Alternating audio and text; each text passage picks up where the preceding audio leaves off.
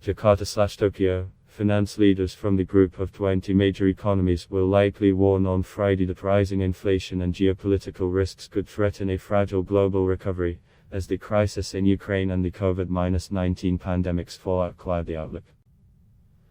Fears that Russia might invade Ukraine overshadowed a meeting of G finance ministers and central bank governors, which was expected to focus heavily on how to whittle down crisis mode stimulus policies without disrupting a post-pandemic recovery.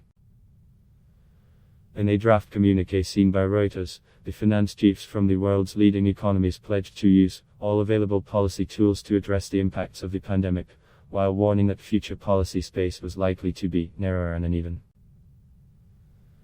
Inflation is currently elevated in many countries due to supply disruptions, a mismatch in supply and demand, as well as rising commodity and energy costs, the draft communiqué said. Central banks will act where necessary to ensure price stability in line with their respective mandates, while remaining committed to clear communication of their policy stances, the ministers and governors said.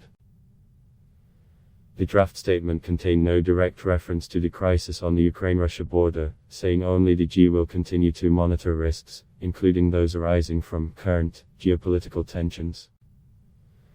The word current in brackets indicates that it may be deleted in the final communiqué if Russia, a member of the G, pushes back against the language. The G finance leaders will issue the final communiqué after their meeting ends on Friday.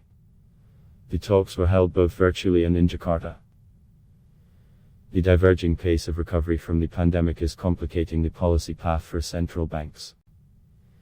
Expected steady interest rate hikes by the US Federal Reserve have drawn attention to the potential fallout for emerging markets.